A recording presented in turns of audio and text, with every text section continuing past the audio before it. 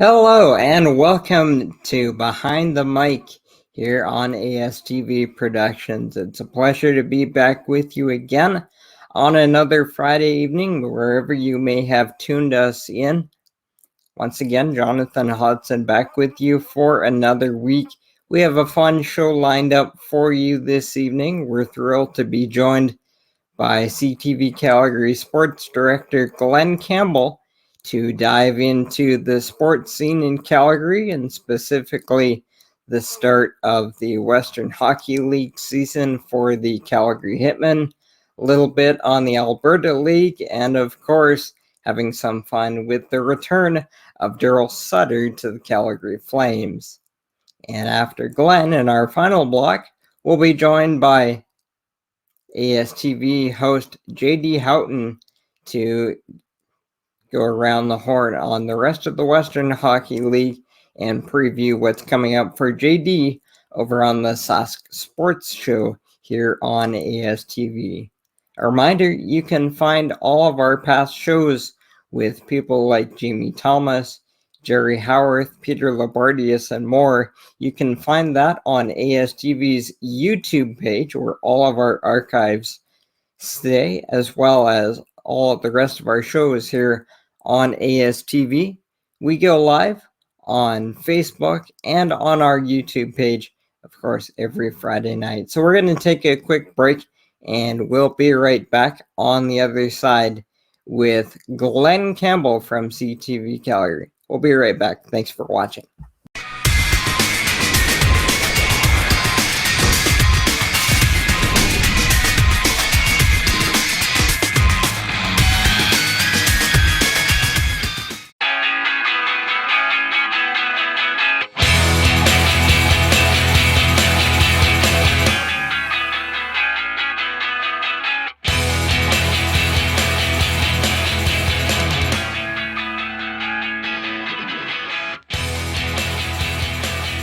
Once again, welcome back to Behind the Mic here on ASTV. Thrilled to have you back with us, and we are elated to bring in our first guest for this evening's show, Mr. Glenn Campbell from CTV Calgary. Glenn, thanks so much for coming on. Jonathan, no problem. And I got to tell you, what a list of guests you've had on there. I feel honored to be on the show with you. It's incredible, and a great thing that you're doing amateur sports, because you know what? Amateur sports are so important to every single community. We got to get out and we got to cover the kids. We got to get out and cover the older people or whatever it is, because it really is. It's such an important thing that we can all do.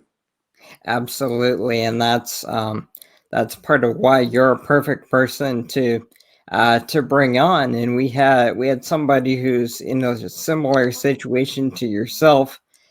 In Ryan Flaherty from Saskatoon a few weeks ago, talking about covering the Saskatoon sports scene top down, and that's kind of what I wanted to do with you today, because this is obviously it's been a tough time the last year or so for the entire sports world, and we just want to bring a little bit of light to what's going on in the amateur world. Yeah, no problem. I mean, it has been different. There's been a lot of Zoom interviews, I can tell you that. But, even through all of this, even through COVID-19, I've been able to find a story a day, which is, that's what you want to do, right? That's what I'm on TV for, is to find stories, and been able to do it. So. And so I guess we'll start off our tour around the Calgary sports scene by starting with the Calgary Hitmen, the Western Hockey League team in town. They started up with the rest of the Alberta division of the Western Hockey League back on February 26th, playing their 24-game slate.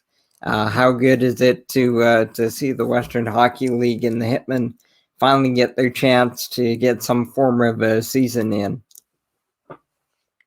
It's terrific, and I feel so good for the kids, because I think it's really important. I know it's only 24 games, but I think it's really, really important for these kids to be able to play hockey, and especially for those kids that are in their draft year. I mean,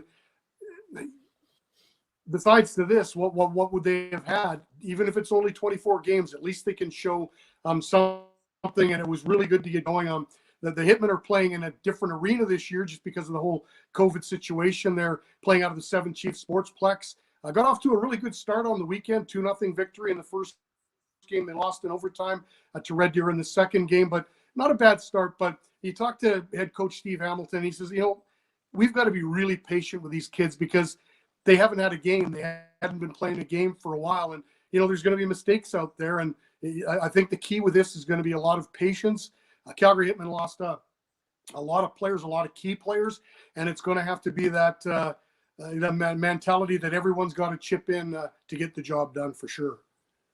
Now, from your perspective, covering the team, the Hitmen, along with teams like the Edmonton Oil Kings, are in a little bit of a different situation in their markets that a lot of other junior hockey teams are in, where teams like the Lethbridge Hurricanes or the Medicine Hat Tigers are the big show in town.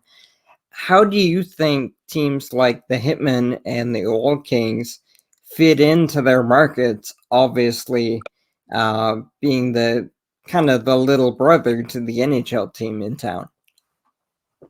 Like here in Calgary, the Hitmen, they fit in really nicely. They've got a solid fan base of about, I'd say 9,000, diehard fans. Like they love their Calgary Hitmen and they go to all the games. Attendance has been really, really good over the years for the Calgary Hitmen. Of course, this year with COVID, you don't have attendance or anything like that, but they're still going to have their fans.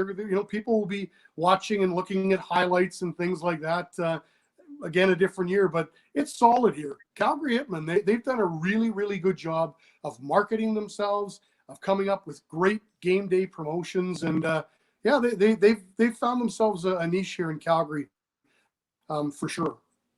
And as you mentioned off the top, they're playing this season at Seven Chiefs Sportsplex on Tsuut'ina Nation, and that is partly due to the arrival for one season of the Stockton Heat, the American League affiliate of the Calgary Flames. And we'll get back into a couple more things on the Hitmen here in a moment. But that gives us a chance to talk about the Stockton Heat a little bit. A bit of a unique situation with them being in town for the year. Does that add to your coverage, having the Stockton Heat in town? Well, I haven't done much on it. It's been really busy, so I haven't been able to. But I can tell you, when they come back into Calgary and they're on the road, they have a lot of games on the road. Start off the season here in Calgary, but when they come back, I will definitely be doing a story on Matthew Phillips because what a hot start he's had to the season. The little guy, he continues to get it done. And as I read, I think somewhere today, it's almost like he's outgrown the American Hockey League. He's that good of a player right now. He's that dominant out on the ice, and the line that he's on with Ruzicka and then a new kid, Connor Zary, who was, WHL guy with Kamloops, they are absolutely lighting it up, which is, which is great to see. So it's one of those things. Our coverage would probably go more towards the Flames, but that doesn't mean that we won't be covering, Stockton Heat. But again, the way you cover them, you might be able to go down to the rink and shoot footage, but you'll be doing all your interviews Zoom because we can't. It's same with the Flames. Everything is done through Zoom. Yeah, and Matthew Phillips, he's one that I'm familiar with firsthand. He played his junior hockey with the Victoria Royals in the Western Hockey League, scored 50 goals in his season out here, and became a 6th-round pick of the Flames. And yeah, like you said, he's been in Stockton this is his 3rd season now, getting better every year. And I had a chance to watch a Heat and Marley's game that was on TV recently, and like you said, him and Zary, along with Ruzicka, I'm having a little bit of fun watching that line right now because you have Matthew Phillips, former star and captain with the Victoria Royals, playing on a line with Connor Zary from the Kamloops Blazers. Yeah, that's a good one. I got to tell you, like Matthew is a Calgary boy, as you know. So through the years, we've when the Flames drafted him, we went out and did a story. When he got called up here to Calgary, we did a story on his grandfather was there, which was such a big thrill. He didn't get to play in the game with the Calgary Flames, but that motor never stops with Matthew Phillips. And I'm going to make a prediction that he's going to get in a game pretty soon, hopefully, here for the Calgary Flames, because you know what? The work that kid has put in, he deserves a shot. And let's see what he can do at the NHL level. I wouldn't put anything past him. I wouldn't bet anything against him, because no matter what, he's always had to go against the odds for his entire career, and he's always found a way. And hopefully that's going to happen at the next level, that he finds a way and he becomes a star in the league. I think it would be one of the best stories that you could tell, right? Absolutely. And going back to the Hitmen for one more quick second, because you bring up the local talent that they have there, and there's a couple of names that I wanted to highlight. Orca Weisblatt is with the Hitmen right now, and of course, those who follow junior hockey closely will probably know the Weisblatt name, the four brothers who have all played junior hockey, and of course, Ozzy was the 2020 first-round pick of the Sharks, and Orca got his start in junior hockey with the Brooks Bandits of the Alberta League, which is also started back up here in the month of March, and they're going to play in cohorts until April and then mix it up. Bit of a similar situation with the Alberta Junior League, Glenn, in that it's good to see them get a chance to resume their season, which had started earlier.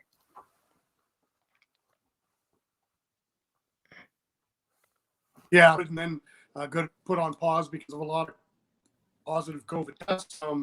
Campbell Eagles had a lot of them there, and then throughout the league, there's no other decision that the league had to make. They and government they had to shut them down. But I'm happy for those kids too, because a lot of those kids they're looking to get college scholarship, and it's a chance for people to watch them. And Calgary Canucks, they get rolling this weekend with a game against Brooks, and then I believe they play the Okotoks Oilers on Sunday. So I'm going to go down there tomorrow and do a story. I'll talk to Brad Moran, who's the head coach there, former Calgary Hitmen, and talk to a couple of the players as well, because this is what these kids want to do. They want to play hockey. It's been a very, very hard season. They were excited when they got things going, then they get things shut down, and now getting it back together again. And I think it's the whole key to this, as we see, is being super, super careful. You got to be careful. You got to do everything you can to try to not get any cases going, because you're going to be shut down like they were earlier. And I know so far so good with the WHL. It's worked out really well. We've got the curling bubble here in Calgary. We got through the Scotties. We're getting through the Briars so far, halfway through. So again, it's making sure you take all the right precautions, and hopefully we can get through. And it's important for these kids, for any athletes to be able to play sports. That's what they love to do. They want to be on the ice. They don't want to be sitting around at home. They want to be playing games.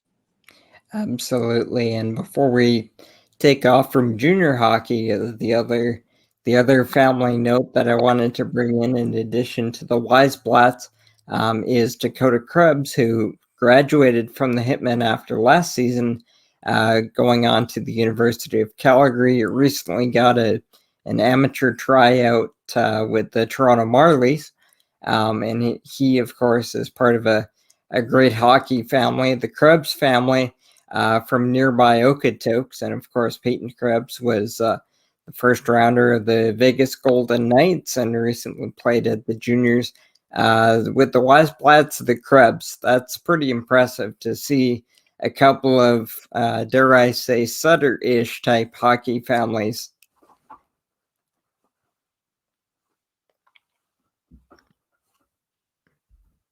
Yeah, it's awesome. And Dakota's a great guy. They're going to miss him. Calgary Hitmen are going to miss him, because he was certainly a leader on that blue line. And I know anytime we were down at the Dome, needed a clip from the Calgary Hitmen, he was one of those go-to guys that you could certainly go to. And really happy for his brother, the World Junior tournament that he had and things like that. It's a big name, and hopefully Dakota is going to get himself for sure to play. Absolutely.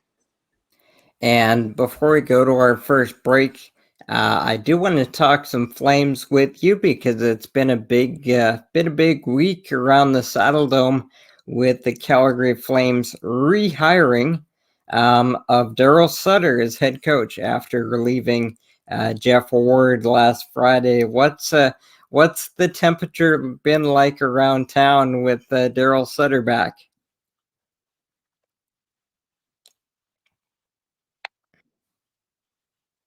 Well, first I got to say I feel bad for Jeff Ward because he was a real good guy, but they had to make a change and they had to bring in someone with the attention of this one better to get the attention of this team than Darryl Sutter. I mean, listen, there's no gray areas with Darryl Sutter. It's black and white. He's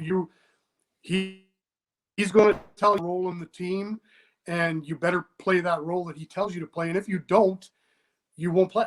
You won't see the minutes that you maybe usually get or anything like that. And as I say, needed a boot in the backside. Just the way the inconsistency this year has been unbelievable. And as for the fan base, I mean, there was a slogan back in the day, and Darryl we trust. Everyone's putting the trust in Darryl. I got to tell you a funny story. We're down at the rink yesterday. Darryl's first,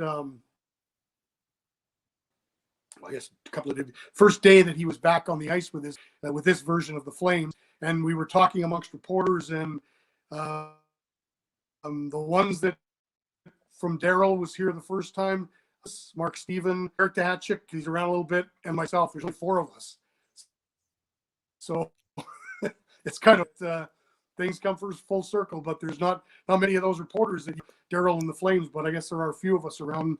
I mean, I think Darryl will do a really good job. I don't know if they've run out of runway as far as trying to make the playoffs, but he's going to make this team harder to play against. He's going to make them honest. He's going to make them go out and work, because I think that's been, one of the problems with this team is that they just haven't strung 60 minutes together. They work hard for a period and then they take 2 periods off. And Jeff Ward, his whole, he wanted to give the dressing room over to the players so that they could be the leaders and everything else. Obviously, that didn't work for whatever reason, and I can tell you who leader is going to be on Calgary Flames: Darryl Sutter. And Darryl has a way of getting people to follow him, and that's what the whole hope has to be, is that they buy into what they follow Darryl. And you cannot argue with the man's success. 2 Stanley Cup rings with the Los Angeles Kings, and 2004. Don't forget that fought the Tampa Bay Lightning. And Darryl, before, when he got hired here, the first thing he said in his media press conference is he's got to take care of some unfinished business. That thing eats away at him. The 2004 that the Calgary Flames didn't win. He wants to bring back a championship for the ownership who put so much trust into him. And it's going to be fascinating for the rest of this year. It's going to be 2 more years, and I'm interested to see where the Flames go. Absolutely. That's a good place to take our first break. We'll be back on the other side, and we'll get into a little bit more on Glenn's career and his best memories, and his little bit of shop talk for the aspiring sportscasters out there. So we'll take a quick break, and we'll be right back here on Behind the Mic on ASTV with Glenn Campbell. Welcome to Pilot Mountain Hockey Academy, your world-class academic and hockey training facility created to maximize each student's athletic and academic potential. Blackjack Stewart Arena, home of the Buffalo, is inside the 46,000 square foot complex, as well as a curling rink and other facilities. The students have a unique combination of successful, well-rounded education at Pilot Mountain Collegiate Institute and the professional hockey training in an encouraging community. The years of experience of on-ice coaching propel our students to the next level, both mentally and physically, in a professional environment.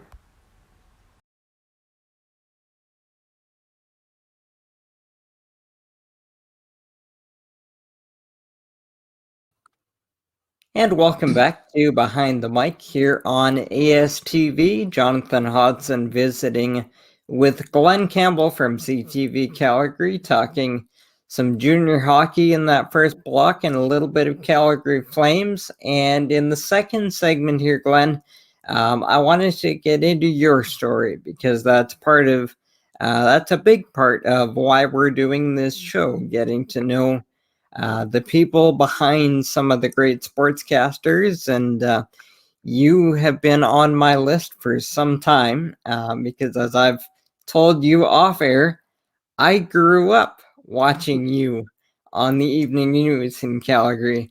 So that's part of the thrill for me to have you on today. Yeah. So I wanted to. Yeah, it's kind of funny because now you're showing my age, aren't you? I'm lovingly. So I wanted to ask you, kind of just in general terms, like I said in the first block, that you have the chance to cover an entire city's sports scene. And so what are the unique things, and what are your favorite things about being able to take the pulse of the entire picture of a sports scene in a city?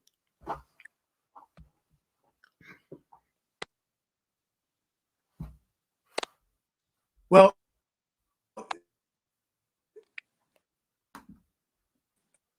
I've been in the industry for 35 years. I've been in CTV Calgary now for 30 years. I'm a boss over the years for Calgary, my city.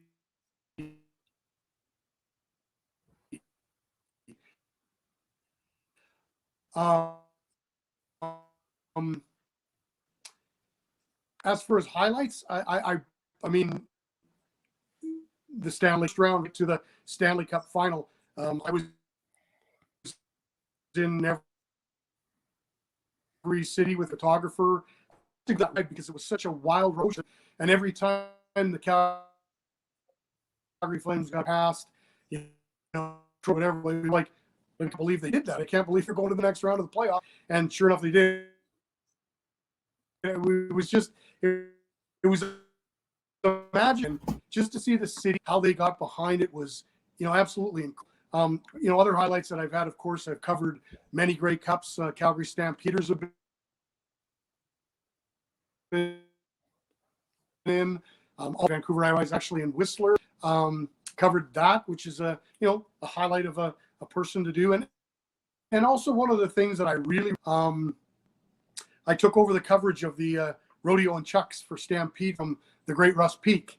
And I did that for a few years. And I mean, again, something that I watched as a kid, and now here I am, and I'm behind the mic, and I'm with Dave Polson, and that great name in rodeo, and it was a blast. I had to find my own way to do it because I was taking over from a legend. Russ was very, very supportive of me when I took it over, and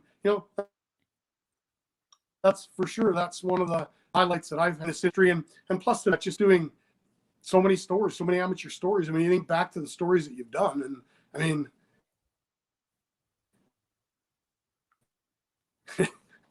just getting to talk is, I love what I do. Sportscaster there at CTV Calgary now. The layoffs, and we got a few really good, and I'm fortunate enough that I was able to hang on, and I can still tell the stories. I think sports is really, really an important thing. I think amateur sports, as we've talked about, is a very important thing as well. And I wanted to talk a little bit about the people that were important to you. And you brought up the biggest name, I think, was Russ Peake. You had a chance to work with him and learn from him, especially early on in your career. Calgary broadcasting icon, Alberta icon. What specific things did you pick up from him, and how important is that for upcoming sportscasters to have somebody who's been there, done that, to learn from?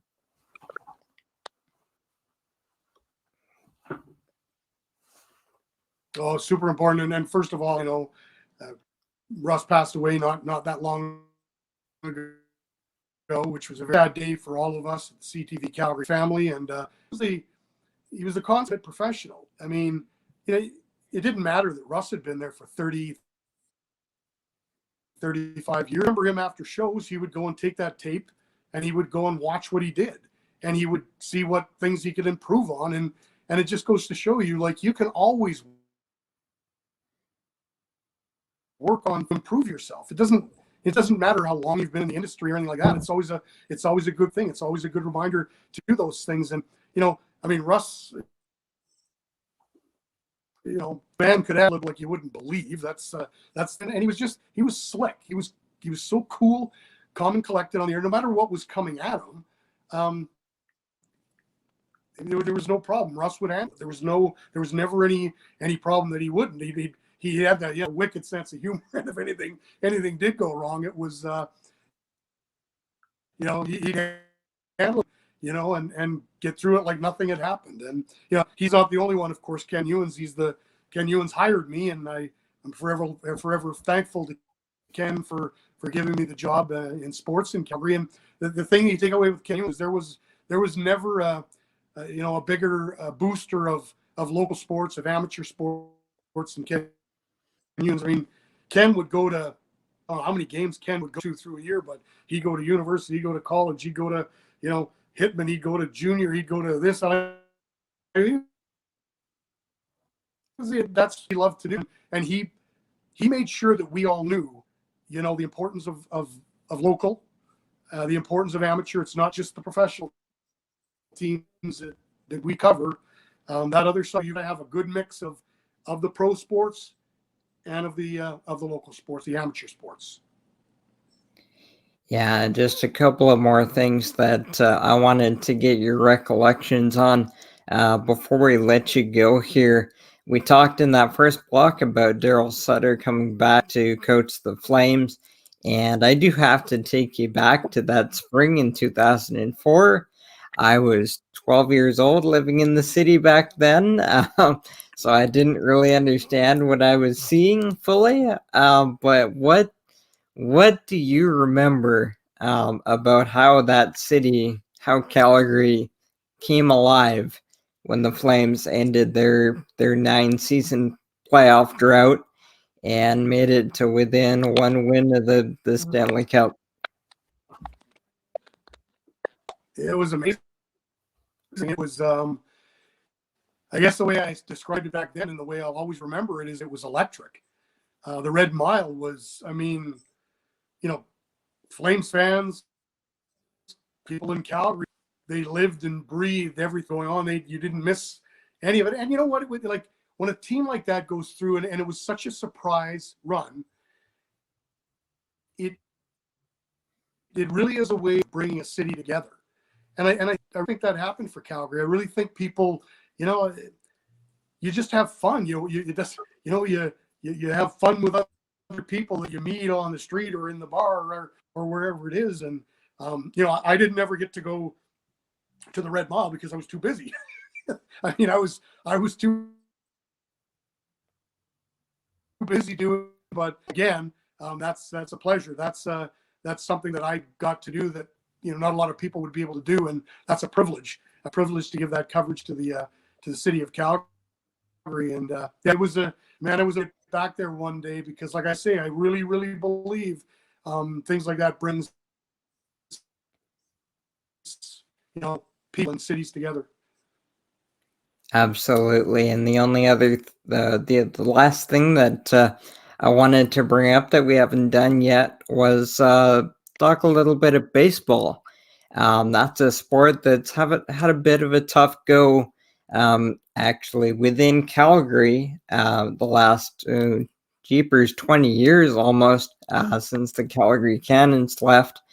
Obviously, the Okotoks Dogs have done very well in Okotoks after moving outside of Calgary. But I wanted to take you back to the Calgary Cannons days, the former AAA club of the Seattle Mariners, and then later the Florida Marlins. Did you get a chance to cover the Cannons and spend time around Foothills Stadium?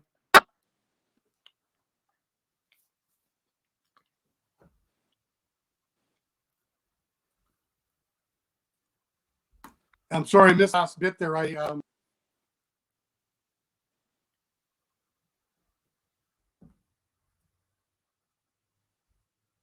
You there?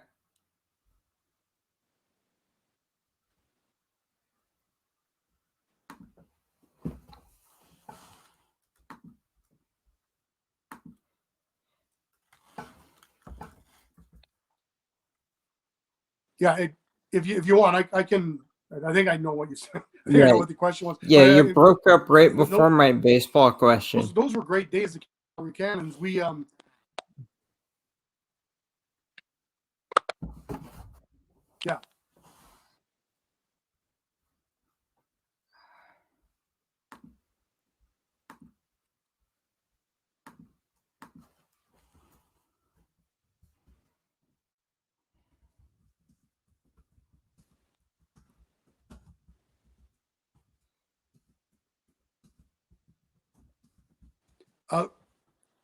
I'll give you one story and how important the Calgary Cannons were. I remember back in the day, and it was, I believe it was Albuquerque. It was the Los Angeles Dodgers. They came to town, and it was Fernando Valenzuela who was pitching for Albuquerque. And I remember going down there and covering that game.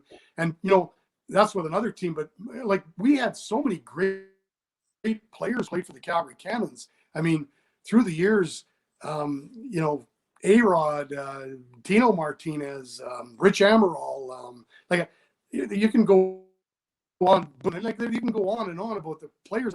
We were so lucky to be able to cover the Calgary Cannons and get to see all these players that were just a little step away from the main leagues, and many of them went on to leagues of baseball. But the stadium here in Calgary,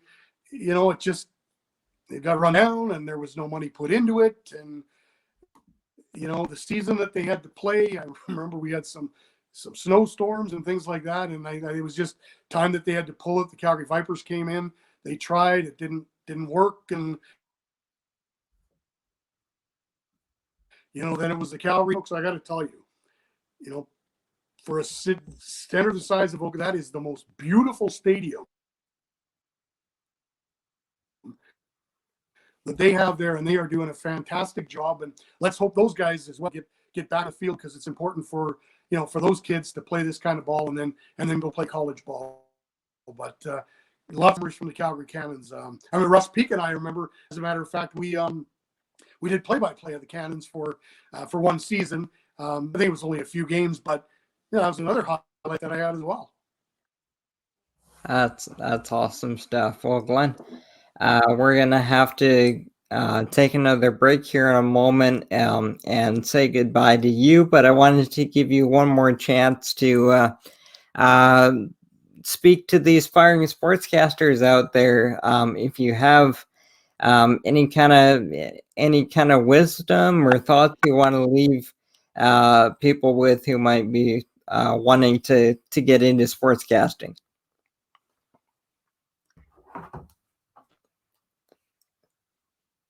Well, number one, it's a tough go right now. There's not as many sportscasters as there used to be. My advice to you is that you don't pigeonhole yourself to do sports. Maybe you find a way to get in the door, do news, and then hopefully down the road, if sports jobs come open, don't be afraid. Don't be afraid of a lot of things with it, because we're all jacks of all trades now. I mean, I was out today and I was shooting my story.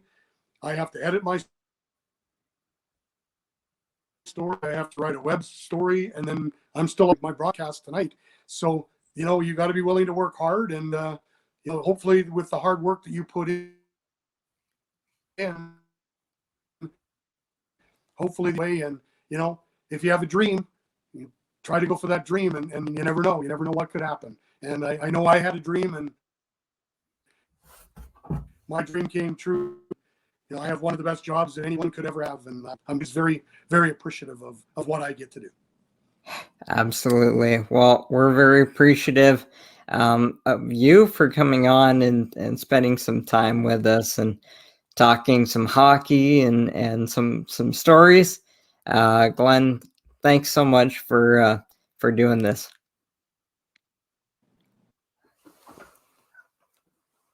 Thank you, Jonathan. Thanks for having me on. I appreciate it. All right. We'll take one more break and we'll be back on the other side with JD Houghton from the Sask Sports Show here on ASTV. We'll be right back here on Behind the Mic.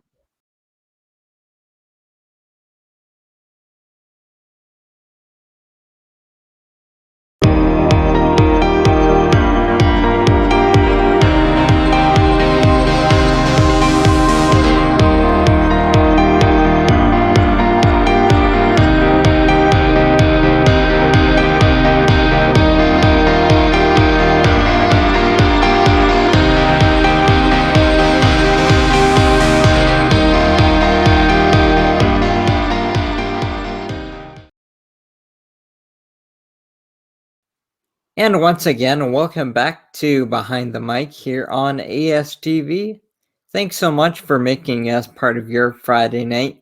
Once again, wherever you may be watching from on astvproductions.com, as well as YouTube and Facebook. Jonathan Hodgson, once again with you, joined now by our second guest this evening. It is JD Houghton from the Sask Sports Show here on ASTV. JD, thanks for coming on.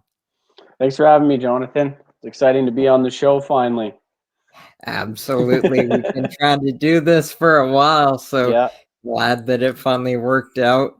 It's been an exciting time last few weeks for hockey fans across the country, specifically junior hockey fans, and I know that's something that you pay close attention to over in Saskatchewan with the Saskatchewan division of the WHL just starting up.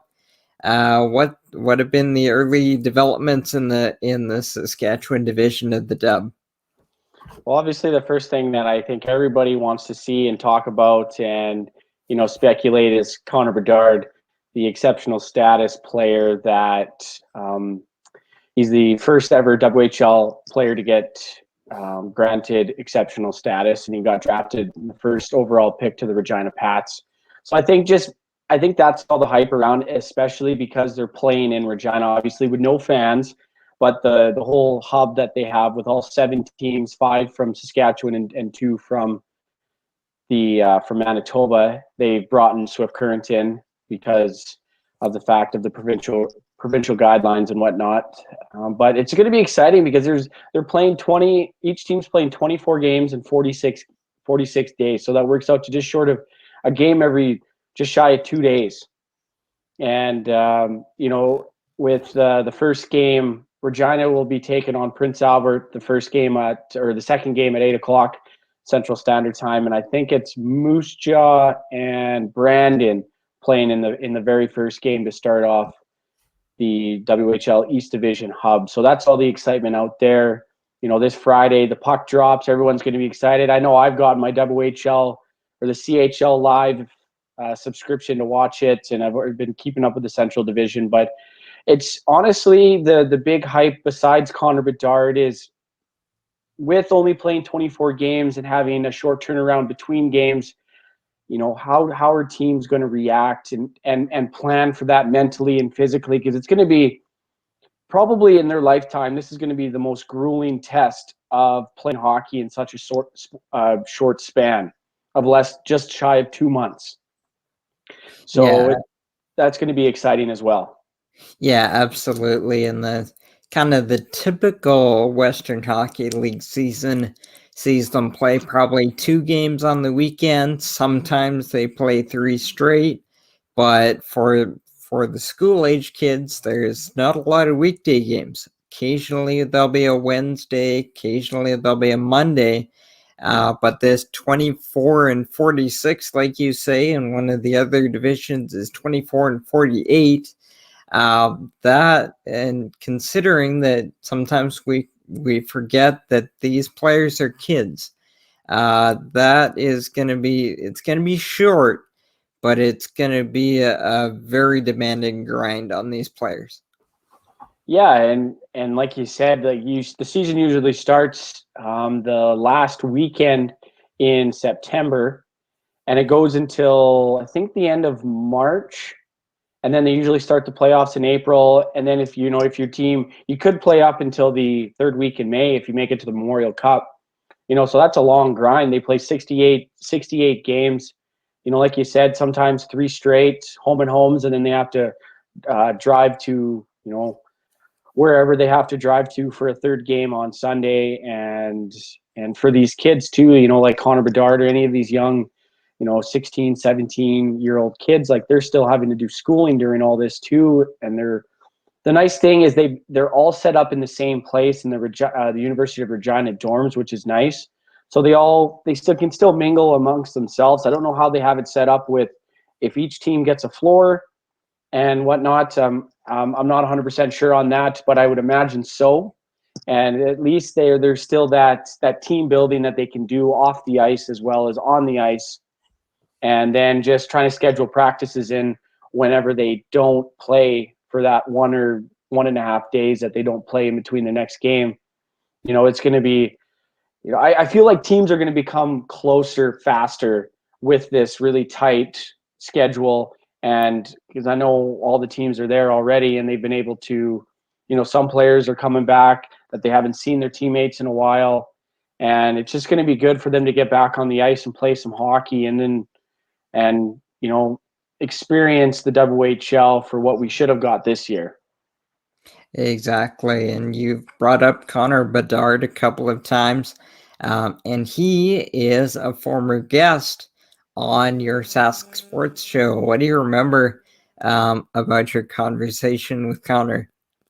And I had a great conversation with Connor. We talked for about 45 minutes, and for a kid his age, he is very mature, well-spoken. And I imagine part of that too is since he got granted exceptional player status, he's done numerous interviews. I know he's done interviews with Gino Reda. He's been on Rod Peterson's show a couple times as well. He's been written about in the local news down in Vancouver and in Regina. So they've been interviewing him as well. So I imagine all of that has led him up to the point of being so well-spoken. But he's just and one of the things that, one of the questions I asked him that I think everybody wants to know is he's 15 years old. He's going up against 19 and 20-year-old kids that are, kind of grown to their full weight and height and bigger and stronger and taller than maybe he is. But what he told me is that to offset that and to protect himself, he's just going to have to be faster than them. So he's been really working on with his trainer and on the ice to just be really quick and fast and just try to and use his skill to his advantage. And, there's going to be times where he's going to be pinned up against the boards and whatnot. But, I feel like he's going to be able to hold his own. Obviously, the WHL thought so too, while bringing, granted him that exceptional player status. And he's just a really, really kind, soft-spoken kid. And I'm excited to see how that, just to see him on the ice. And also we talked about his time in Sweden as well, getting that opportunity to go to Sweden and play 4 games he played with their U16 and then he played with their U20 team as well. Now, from a team perspective in Saskatchewan, when you go off of last year's standings when the season was stopped, there wasn't really that clear-cut juggernaut team out there that you thought was a shoe-in to do damage in the playoffs.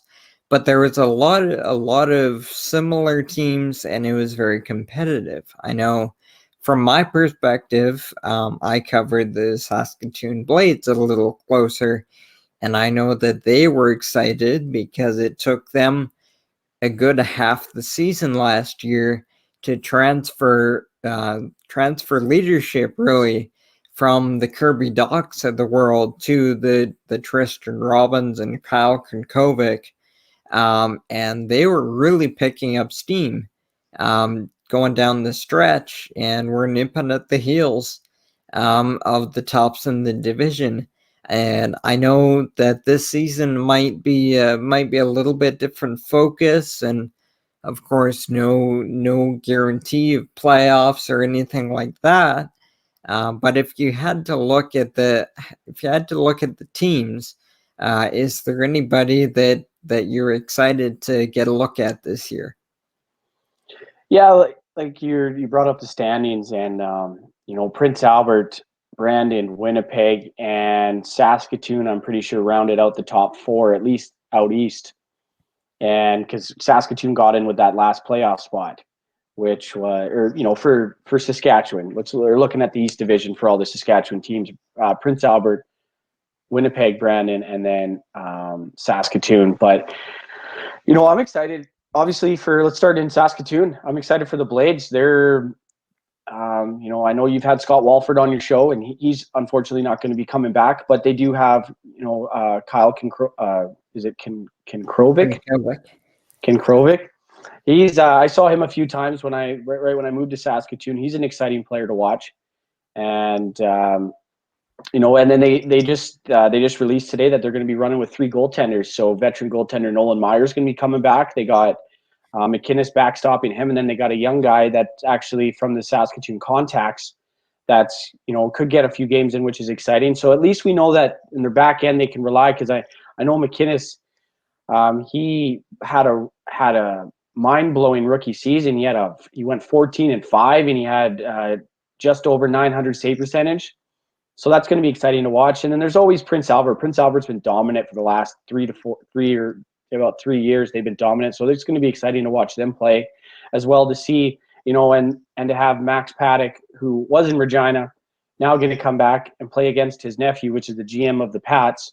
And, with his 20-year-old season, that's going to be exciting. And they got Caden Gooley back, which is some of their scoring, and then on their back end will help them out as well.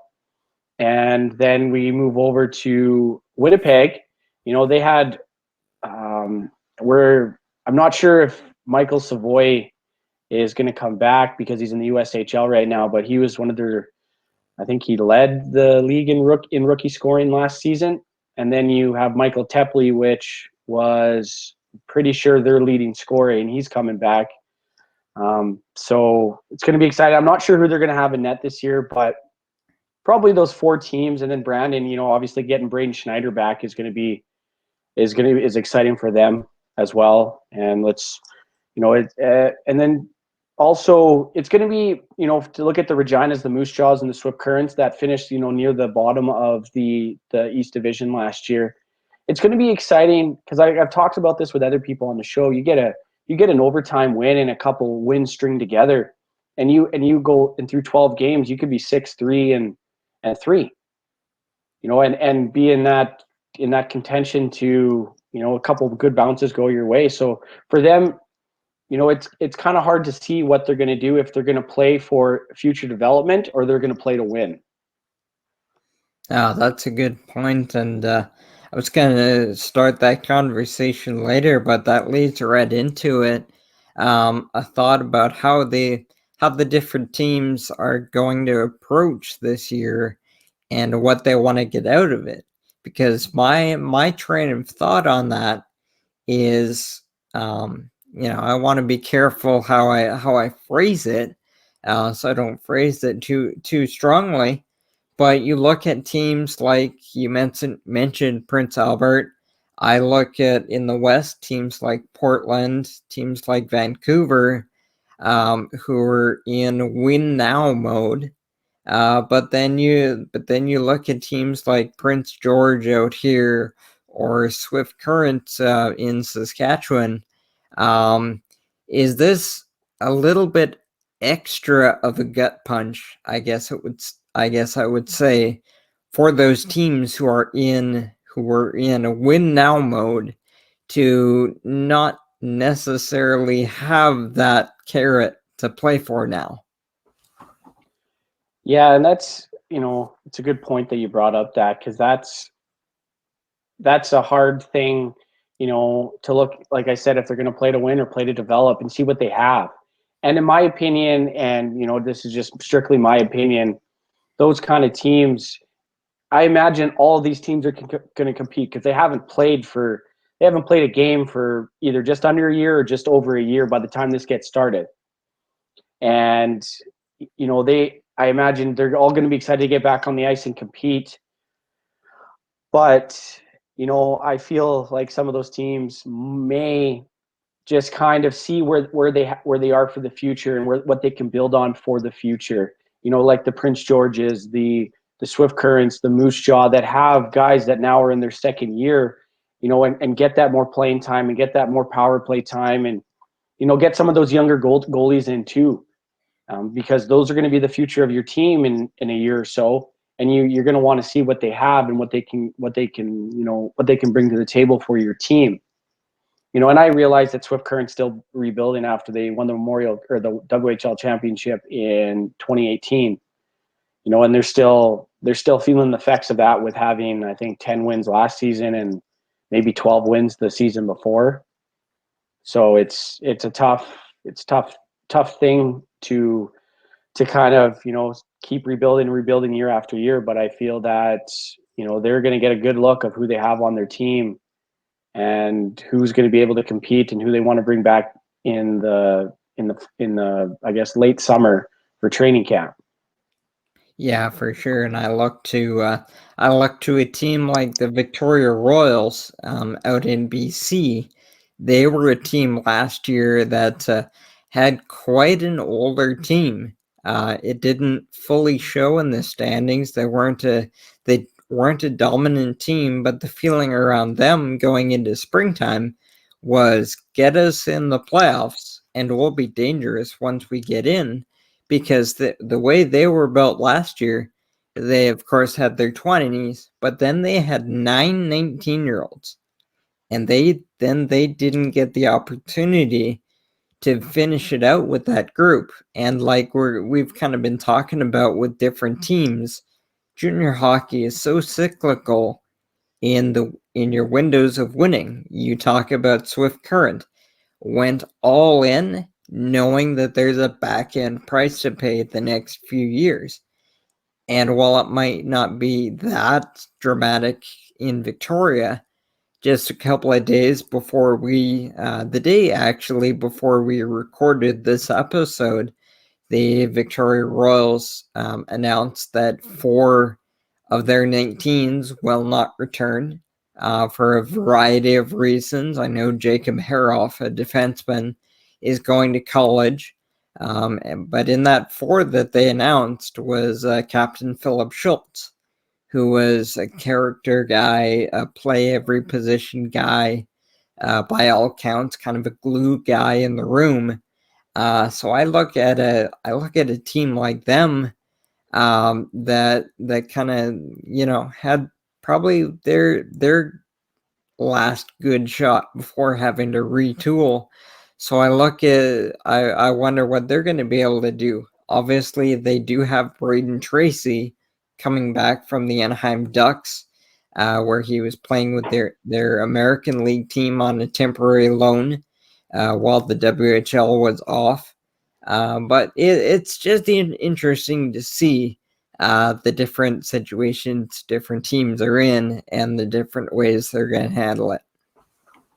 Yeah, and speaking on the Victoria Royals, I'm from Kamloops, so I've seen plenty of Victoria Royals, and the one thing that was always painful is to go over there because you'd have to play 2 games in a row against Victoria once you went over there if you're from Kamloops. So the Blazers would have to, and it was so impossible to win both games.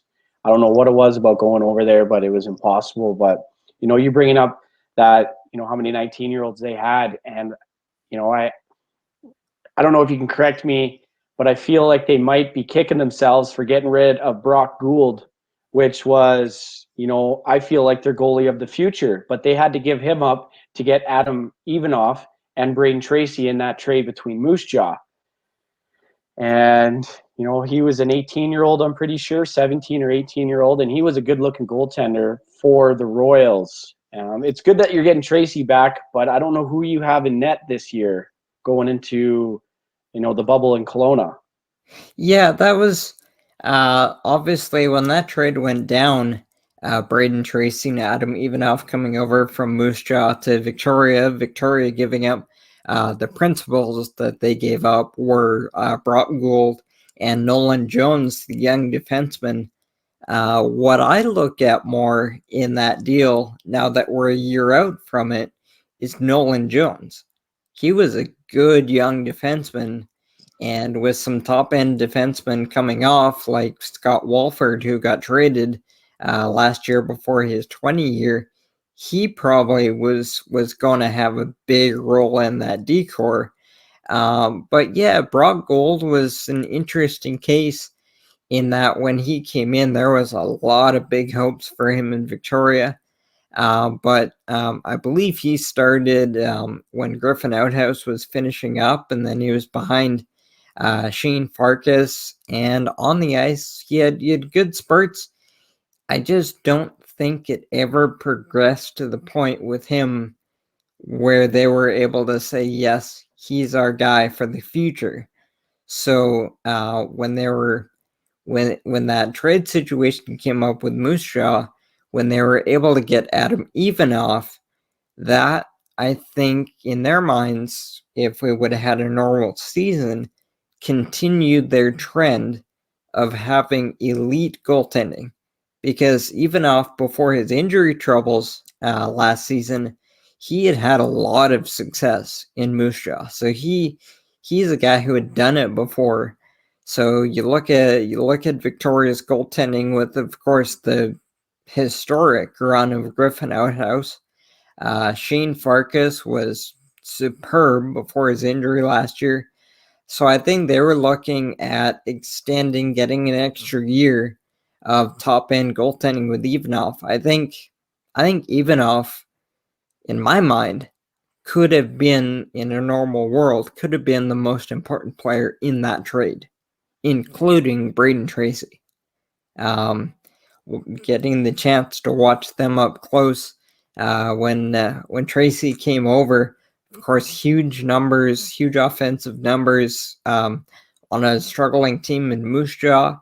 He came over and scored a bunch his first weekend with the Royals, and it was kind of like for a team that had a blue collar work ethic that was working for them.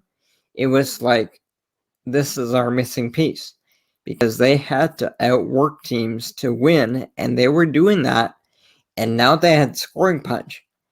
And so for the first week or so, it was we've got it now. But then things just seemed a little disjointed the rest of the way. And a big part of that was Shane Farkas being injured and never being able to come back. But they just, and of course, I'm a talking head, so I'm not meaning to sound smarter than I am, but they just seemed a little bit looser, and they're a little bit looser in their play, maybe not quite as set on their work ethic, on their defense first, and it something was off. So, but yeah, that was a big deal for those two teams last year. And the other team in BC that I wanted to touch on was the Vancouver Giants. And they've had a couple of strong years. Went to the WHL Championship Series, and now we see defenseman Bowen Byram making a splash on the NHL with the Colorado Avalanche. What do you remember about Bowen Byram? Of course, we've seen him at the juniors, but did you have a chance to see him in the Western League? Yeah, obviously last year when I was in Kamloops before I moved out here, I had season tickets to the Blazers. So, and it was, the Blazers were having a career year. They going back from when Vancouver went to the WHL final with Prince Albert. The Blazers never beat the Giants all year. They were just that good the year before, and then last year it seemed like Kamloops had their number, but Vancouver, let's say, had a slow start to the season last year, or I guess, a year and a half ago, if you want to say that. And then there was a trade. They started to pick up progress when they had a trade between Medicine Hat. They sent some guys this way, or to Medicine Hat, and then Medicine Hat sent some guys. One of them was Tyler Prezuzzo. Yeah, I think that's how you pronounce his name. I watched him in Medicine Hat. He's a young guy. He's a really good hockey player. And And then for some reason, since that trade, they started to make headway in the BC division and in the Western Conference, winning games. And I think they ended up, maybe splitting the season, or Kamloops was just one up on Vancouver. But Bowen Byram, he's such an elite defenseman. He's like every defenseman. He can skate backwards very well, and he uses that body, that long reach, and he can put the puck in the net, and he can shut down anybody's first line. And it was just great to watch him and be able to watch him live, knowing that he got drafted to Colorado, and then just to watch him do his thing. It was great, and that Vancouver team was really good as well. And there's the other team in the BC division, of course, is Kelowna, mutual rivals of Kamloops and Victoria. Heated games whenever those teams play, but similar to what we were saying before about some of the developing teams in Saskatchewan, they're in the same boat as a team like Saskatoon, it would seem, in that on their rosters listed before they start up. BC, by the way, starts up on March 26th. The Kelowna Rockets have 9 rookies listed on their roster, and the Saskatoon Blades have 10. Certainly a significant number. So that would just be a little bit of evidence to what we were talking about before, where there might be a developmental emphasis on this season. Yeah, Kelowna, they had watching them last year, and again, Kamloops had their number last year. It kind of goes back and forth year to year with that Kelowna Kamloops rivalry, that who gets the best of who. But their problem last year was, I feel their goaltending wasn't as strong as it usually has. That's led them to win Memorial Cups and go deep in the playoffs and have that. They had a couple, I think, more veteran goaltenders, and it's not all the goalie's fault. Their back end too was struggling. And when you go up against teams that are highly skilled, that can find ways to get those rebounds and to have success on the power play and all those things combined, and if you don't have a strong back end, or if you can't compete to that same level, it just doesn't end well. And I'm pretty sure they finished the season below 500 by a few games, if I remember correctly. Yeah, it was a different year for them for sure. And of course, we haven't talked yet about the U.S. division. Probably won't go as deep dive on the U.S. division, but they start up on March 18th, and they're playing in their own rinks, and with the one exception being the Portland Winterhawks, who, due to restrictions in Oregon, they are sharing the Showwear Center with the Seattle Thunderbirds, at least to start. And that's the other element of this strange season that we didn't talk about yet, was along with the different start times for each division, because of the different times that each territory gave their health approvals. Each division, or each province and the U.S. has their own arrangement with where and how games are being played.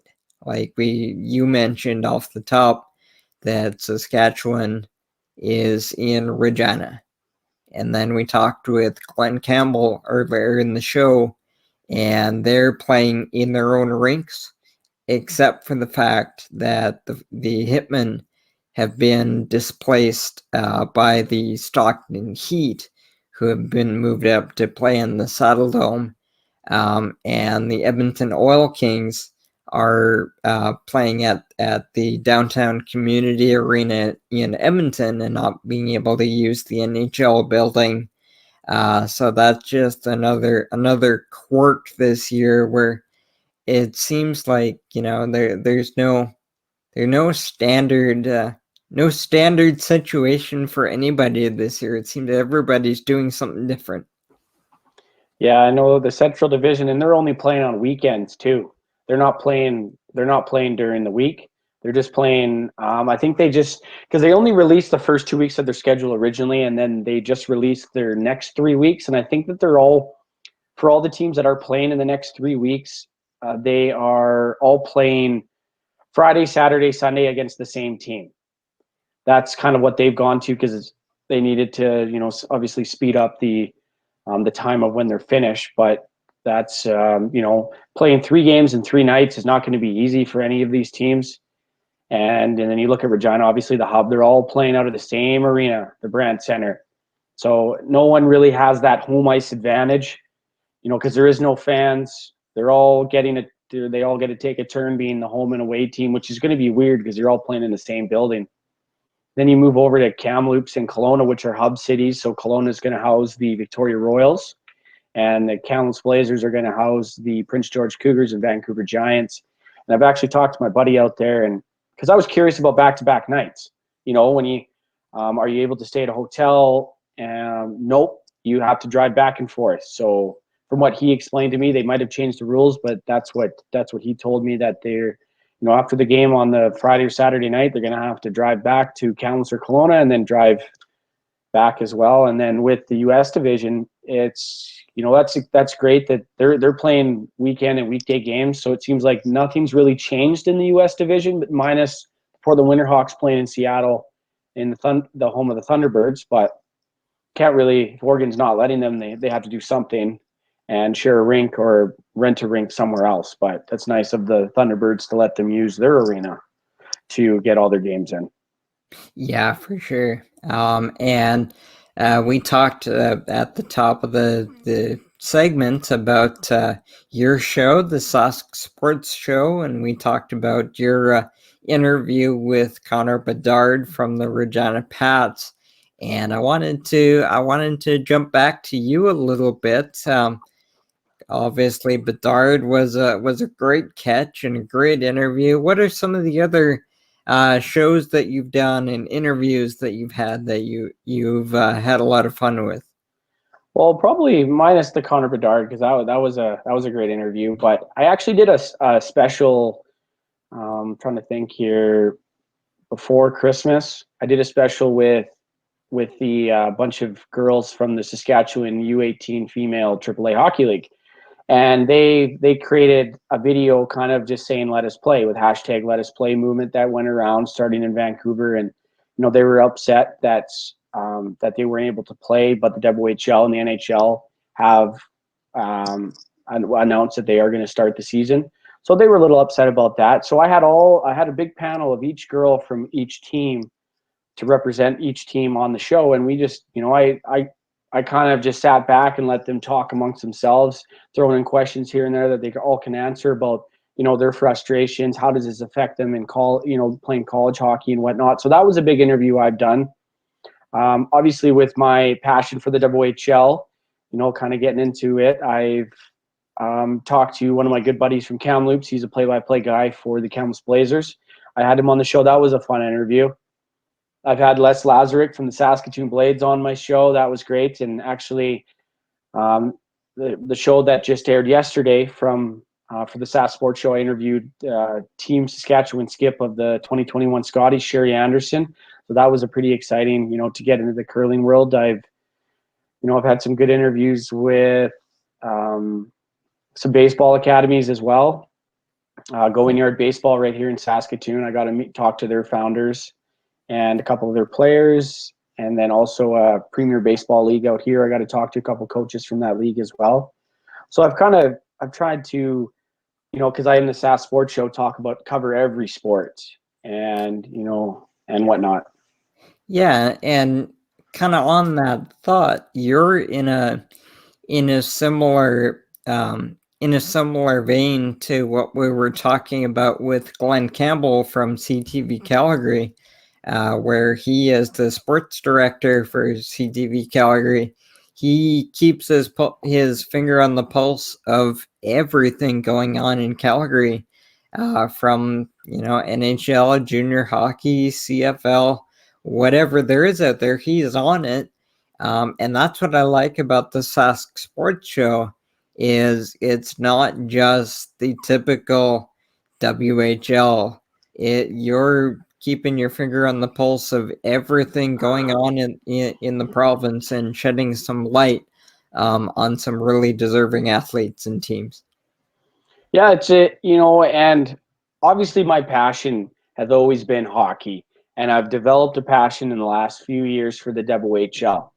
In my opinion, it's more entertaining to watch to me than watching NHL. I love watching the NHL. I'm a big Jets fan and I'm a Calgary Flames fan as well. But it's just to see those guys before they get there that's what I like to see. And there's, they're competing. They're not getting any money. They're not getting paid. So there's a lot more competing. It's like watching college football or college basketball down in the States. It's the same thing for me, and college hockey too. But I've been learning a lot more about different sports, the curling, the baseball. Like, I understand the general rule and, some of the rules and, what each sport does and how it's played and everything like that. But, really diving into people's careers and, learning things about a lot of people, especially in Saskatchewan, where, baseball is very popular in the summer. Golf, I've had the director of sport and game, or championship and game from Golf Saskatchewan on my show as well. And, golf and baseball and lacrosse is big. I've had, the director of the Saskatchewan Lacrosse Association on my show too. So those are, learning about all those sports, but obviously, my passion is hockey, but it's nice to learn all these different sports and talk to people in the province about them and kind of get their feedback from it as well. Well, it is nice, very nice to have actual games to talk about as far as the Western Hockey League goes. So before we wrap up today, where and when can people find the Sask Sports Show? You can find the Sask Sports Show on Thursday evenings at 5 p.m. Central Standard Time. You can find them on ASTV's Facebook and YouTube page, as well as ASTVproductions.com. And you can find all the old episodes if you want to catch up on the show. They're all archived on our YouTube page as well, along with on our website at ASTVproductions.com. And you can watch all my interviews if that interests you. Some of them are very long, but I get some people on my show that love to talk, so it works out well for me because I can give them something and then they just talk for 15, 20 minutes. I imagine, Jonathan, you've had the same experience with people, and I like to talk sometimes too. So sometimes I just talk for 5 minutes and don't really have a conclusion of my story, or what I was trying to say. But that's kind of works out in my favor sometimes. Talking to sportscasters, I could have gone with every one of these people. I could have gone for 3 hours. Yeah, and it's hard to break it all down into a 1 hour show. It's fun though. But all right, well, we encourage everybody to go over and check out the Sask Sports Show here on ASTV and all of our other shows. JD, thanks so much for hopping on with us here on Behind the Mic. I'm sure we'll have you back again as time goes on, and I don't know if you're willing to do an honorary interview for a BC person. I'd love to hop on with you as well. I'll have you on at some point there, Jonathan. We can talk some baseball, or when the WHL gets kicked off, we can talk about that as well. Sounds great. That is JD Houghton from the Sask Sports Show here on ASTV. We are going to take one more break here on Behind the Mic, and I will be back on the other side to wrap up another week here on the show and get you set for next week. Thanks so much for watching. We'll be right back to wrap it up here on ASTV.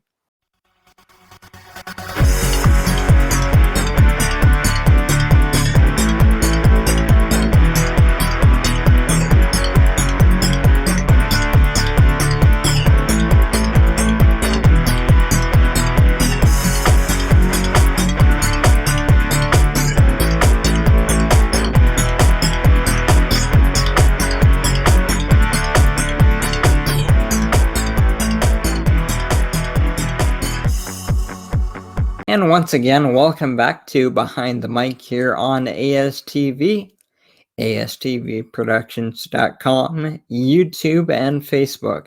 Jonathan Hodgson back with you again to wrap up another show, and another fun one for you this evening. We enjoyed our time with Glenn Campbell from Calgary, talking about the Hitmen, the Alberta Junior League, and of course the Calgary Flames, and diving into his career in 30 years covering the Calgary sports scene for CTV and some of his memories and mentors along the way. We thank him for coming on with us. Hopefully you enjoyed that and learned a little bit from it as I did.